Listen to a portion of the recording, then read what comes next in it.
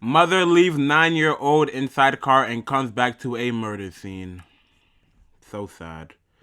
What's up, YouTube? We got another reaction video, and as you can see by the title, this is a very, very, very, very sad one, man. I thought we already learned not to leave kids in the car by themselves. But let's get into the video, bro.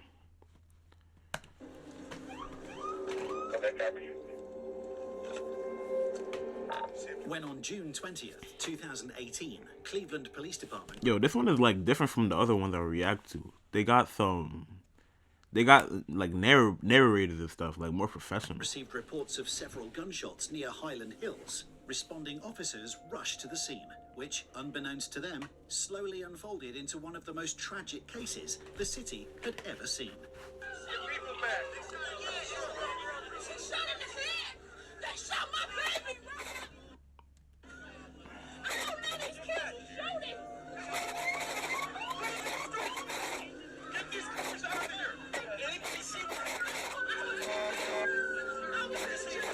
Yo, I'm sorry. There's so much going on right now. The audio from his camera, the sirens, the people yelling.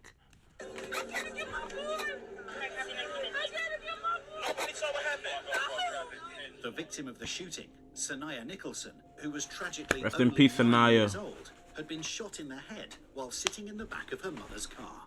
While EMS also arrived on site, the severity of the circumstances left little room. Wait. But I'm not gonna lie. It's not always the parents' fault for leaving the kids in the car, because I sometimes didn't want to get out the car, and I would like force myself to stay in the car. So I'm not gonna always blame the parent for this. So it's not. For help.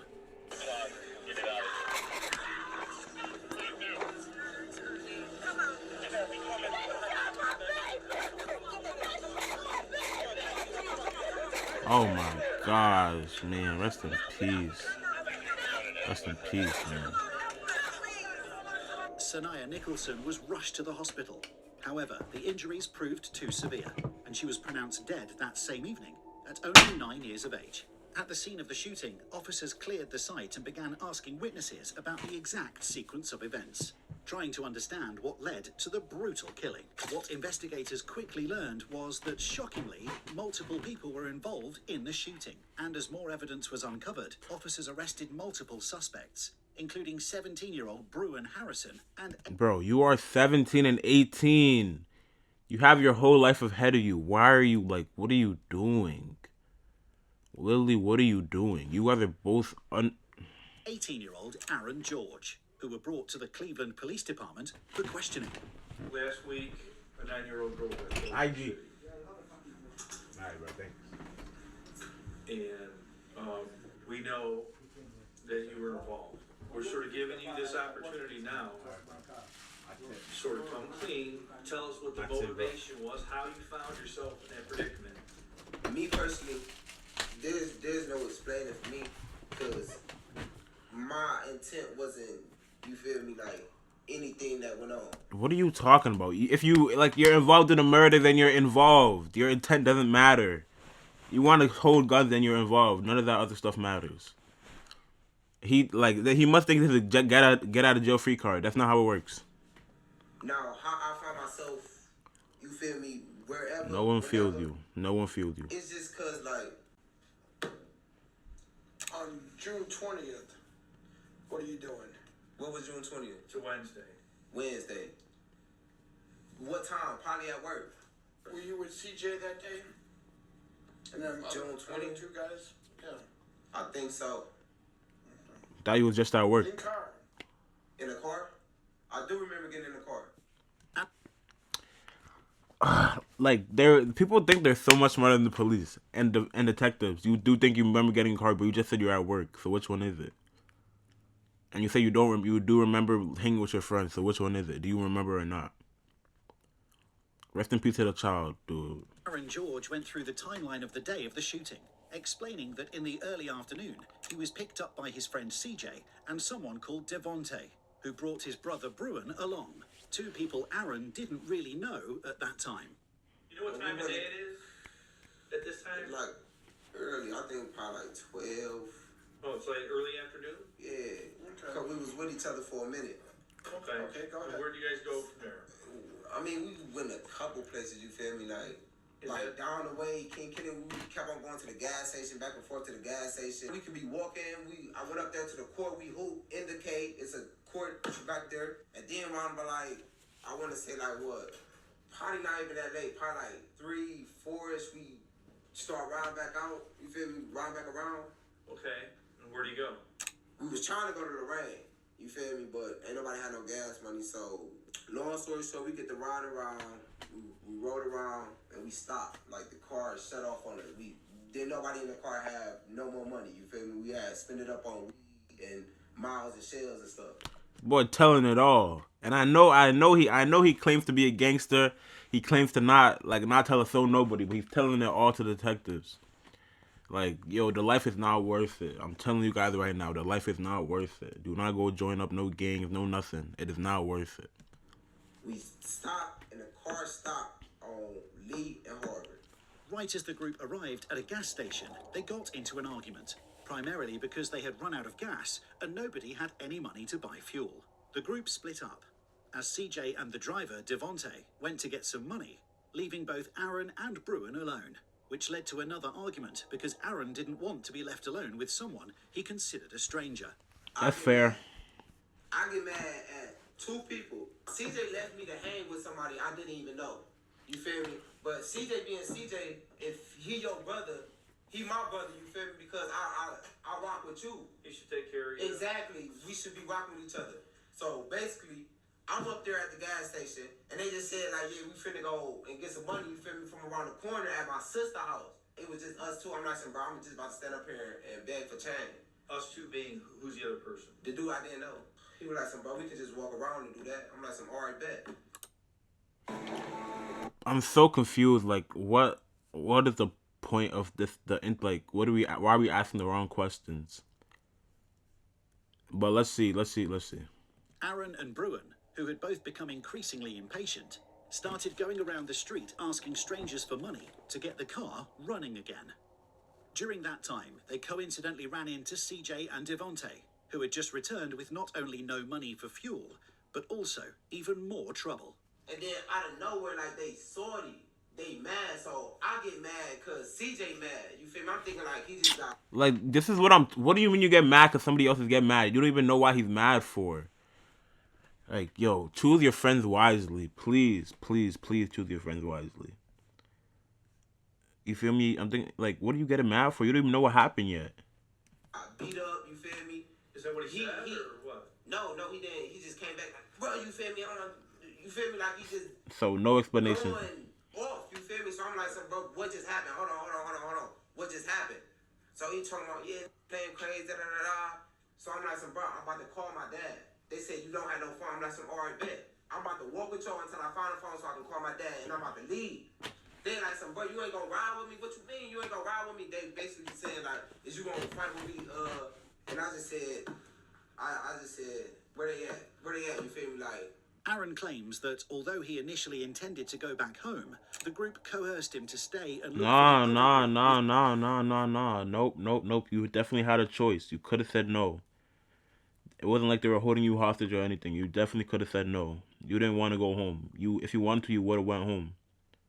You could always say no in these type of situations because you weren't forced. CJ and the driver had gotten into an argument earlier. so we get to walk around again. Then we went to, I remember going to the Taco Bell with the dark skinned dude. But then we walked back down the street. And dudes just get to looking. Dudes just... Where are these dudes at? On the corner of the street. And I'm walking up, I'm looking at them looking at us, you feel me? So I'm like, bro, who is these? Is these the dudes that you got problems with? They looking at me, like, or they looking at us suspicious, you feel me? Like, I'm thinking they about to get the shoe and they can do whatever. As Aaron, Bruin, CJ and Devonte, the driver, walked back toward the gas station, they ran into the group with whom they earlier had an altercation, which in turn unfolded into another argument. Interestingly, investigators later learned that around this time in the interrogation, Aaron started to leave out crucial details. Of course he did. You can tell he's a liar. You can tell he's a liar. Like, the story is not adding up. Nothing's adding up. You can tell he's lying. He lies like I do. No, he's not. Kicked out of a Taco Bell by security, where they had seen some members of the other group inside the restaurant.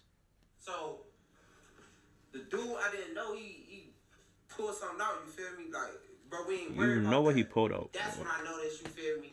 That's when I noticed CJ had a gun.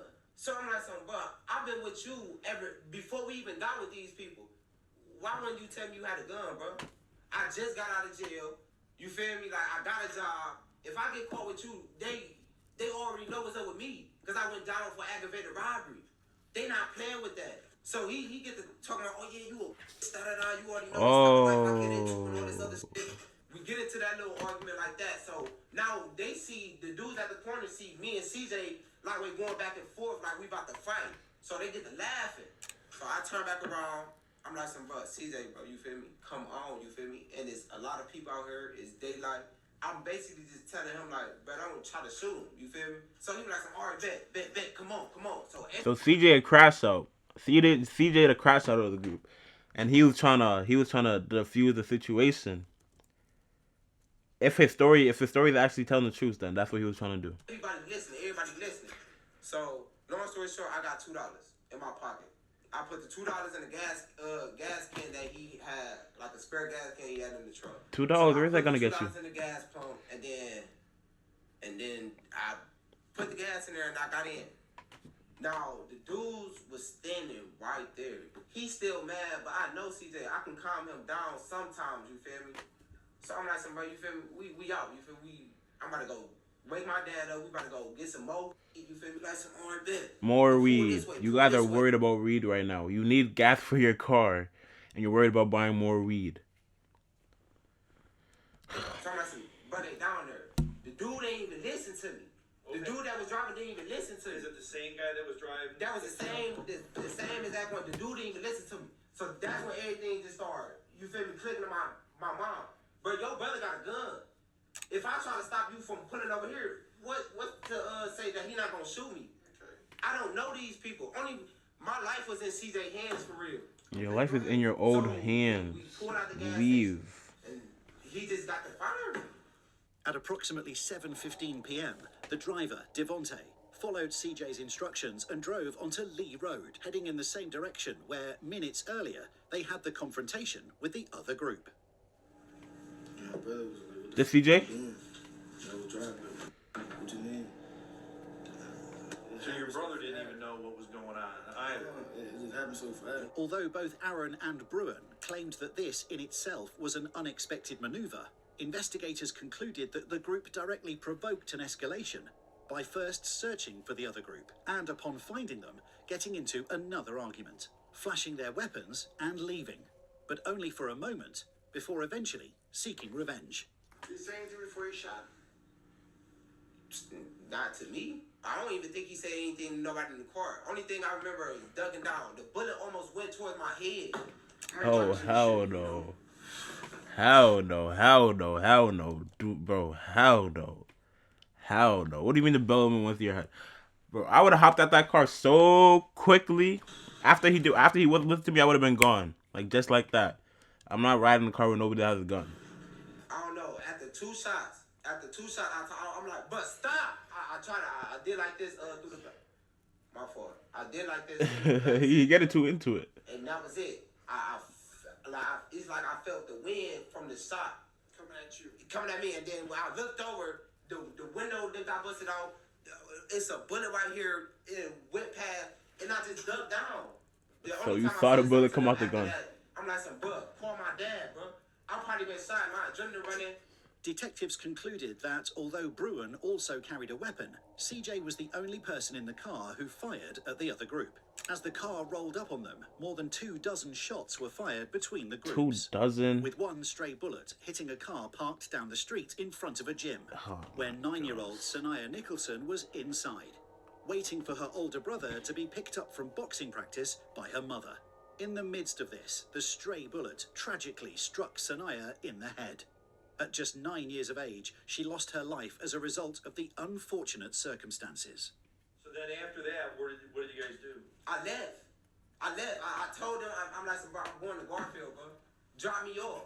Okay, so they drop you off. His story better be adding But up. they don't drop me off at the house. Yeah, they don't drop me off at my house. They drop me off on Woodhill, 79th. Contrary to Aaron's claims that he was simply dropped off, security camera footage captured the group approximately 15 minutes after the shooting, driving up to Holton Avenue, where they agreed to get rid of the car. Whose idea is it to go to Holton and get rid of the car? CJ's idea. Oh, so they all All telling. four you guys. Everybody telling. Everybody acting tough while they're in the car. Now everybody's telling, right? Everyone want to tell now. When it's real time on the line, everybody's gonna tell. Brother, CJ, you, and this other guy roll down the Holton. 50 minutes later, they were caught again on camera, arriving on the same street, but this time in a different car, to dispose of more evidence. And then about a 9-year-old girl, bro.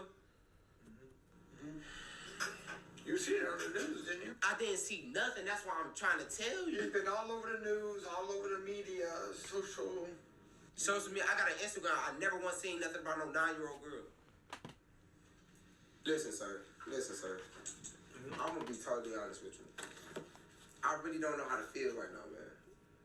I know my life could be over with. You could be the last person I'm looking at on the outside. Me knowing what I came here for, I already know what I was gonna have to do. I already knew what I was gonna have to tell y'all.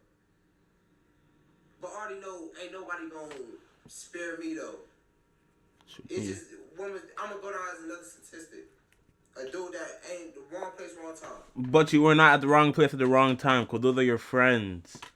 This is the life you guys are into. There's no wrong person at the wrong time. The child was the wrong person at the wrong time, not you. You're looking for me to tell you something. No, not about good. it. I mean, And it ain't good for you right now. But what you've done has been good. Because That's what I'm saying. we're not changing that charge. That's what you're going to be charged with. Could that charge be changed or amended? They can be, if what you say is true and how things played out. right, that's all I want to know. That could be my last question. Like, Right. even if what I do say is true, like, what you think gonna happen? I can still get life.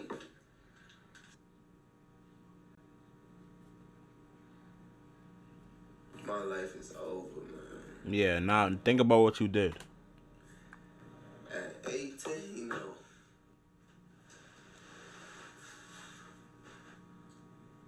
I would rather die, bro. I would rather die than to spend my life in prison. Children shot dead in our city. These horrific tragedies leave us empty. Life seems meaningless to those left behind. 9-year-old Sanaya Nicholson was the latest killed in the backseat of her mother's car. News 5's Amanda Van Allen was there moments after the little girl was killed. She spoke with Sanaya's father last night and today talked with her heartbroken mother.